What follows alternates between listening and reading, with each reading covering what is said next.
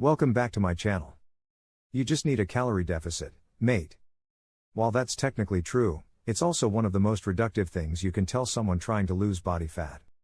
Still, understanding how to create one is genuinely useful, so let's talk about it.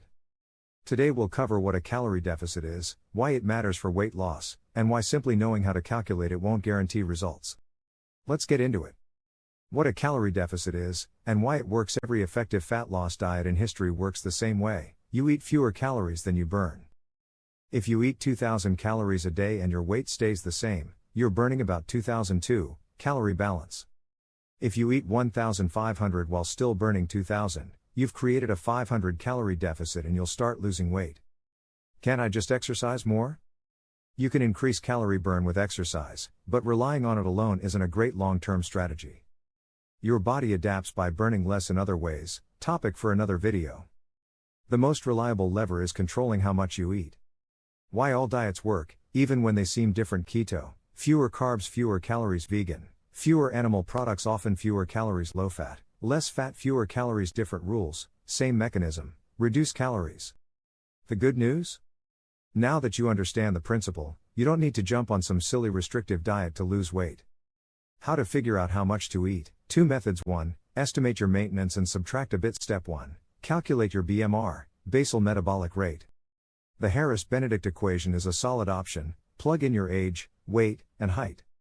Step 2. Multiply by an activity factor to estimate your TD, total daily energy expenditure. Sedentary, desk job, minimal walking, 1.1 to 1.2; moderately active, some workouts, more walking, 1.3 to 1.6; very active, manual job plus frequent training, 1.7 to 2.0 plus. These are rough estimates. Don't stress about picking the perfect number, you'll adjust anyway.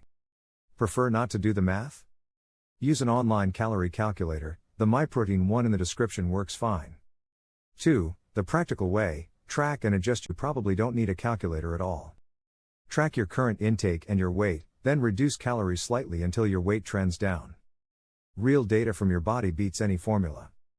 How to track intake: simple options. Use any calorie/macro tracker app for precision and to see protein, carbs, and fats. Or keep a simple food diary and reduce portions a bit from your usual. How to measure progress: weigh yourself daily and use a weekly average to smooth out normal fluctuations. You can also track waist/hip measurements or take progress photos. The scale isn't perfect, but it's the easiest tool to start with. Expect plateaus, and what to do as you lose weight: your body needs fewer calories. There's also some metabolic adaptation. Your metabolism slows slightly in response to dieting. When progress stalls, you'll likely need to lower calories further to re-establish a deficit. Annoying, but normal. How big should your deficit be? Bigger deficit equals faster loss, but tougher to stick to and higher risk of muscle loss and burnout. Smaller deficit equals slower loss, easier to sustain, better for muscle. Go smaller if you prefer sustainability, go larger if you're okay with more aggressive dieting. Just don't make it so hard you end up robbing a bakery. Simple doesn't mean easy. The principle is straightforward, but doing it consistently is the challenge.